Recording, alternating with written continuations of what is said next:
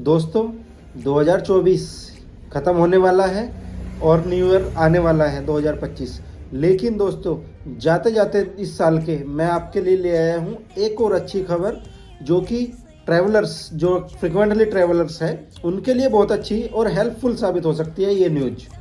तो दोस्तों 2024 जाते जाते कुछ कंट्रीज़ ने हमारे इंडियंस के लिए, हम इंडियंस के लिए वीज़ा ऑन अराइवल कर दिया है अलाउ। कुछ कंट्री ने पहले भी कर रखा था कुछ टाइम, लेकिन कुछ कंट्री ने अभी अलाउ किया है।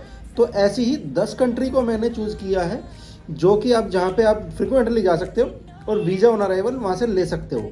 तो दोस्तों बिल्कुल भी वक्त नहीं जाए बेकार नहीं करूँगा आपका, और पॉइंट पे ही बात करूँगा। सबसे पहले हम जान लेते हैं दोस्तों वीज़ा ऑन अराइवल होता क्या है, क्योंकि कुछ लोगों को आज भी नहीं मालूम होगा, मुझे पता है, और कुछ लोगों को मालूम भी है। उनके लिए वीडियो ये टॉपिक नहीं है, जिनको नहीं मालूम है उनके लिए मैं बता रहा हूँ। वीज़ा ऑन अराइवल दोस्तों एक ऐसी फैसिलिटी है जो कि आपको उस कंट्री में लैंड करने के बाद तुरंत ही प्रोवाइड होती है। अपने डॉक्यूमेंट्स लेकर के जाना होता है, आपको अपने साथ कैरी करना होता है, तो वहाँ पे ही जाके आपको अप्लाई करना पड़ता है और विद इन कुछ टाइम में आपको वीज़ा आपको प्रोवाइड कर दिया जाता है।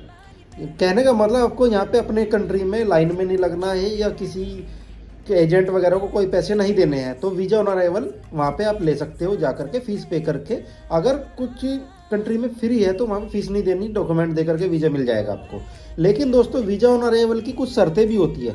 वीज़ा ऑन अराइवल क्योंकि टूरिज़्म में मिल सकता है, टूरिज़्म सिचुएशन में, बिजनेस में, या ट्रांजिट आप कर रहे हो एक कंट्री से दूसरी कंट्री जा रहे हो, लेओवर है आपका वहाँ पे उस कंट्री में, तो आपको वीज़ा लेना पड़ेगा।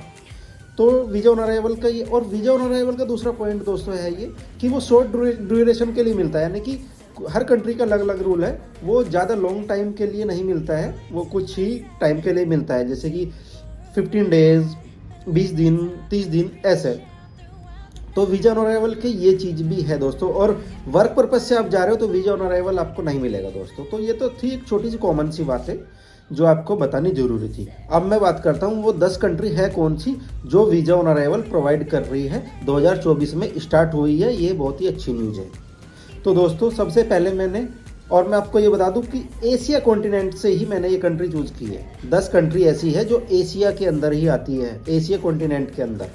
तो सबसे पहले बात मैं शुरू करता हूँ। पहले नंबर की कंट्री है दोस्तों मंगोलिया। मंगोलिया जो एशिया रीजन में ही पड़ती है, एशिया कॉन्टिनेंट में, और जिसकी फ़ीस है 65 यूएसडी।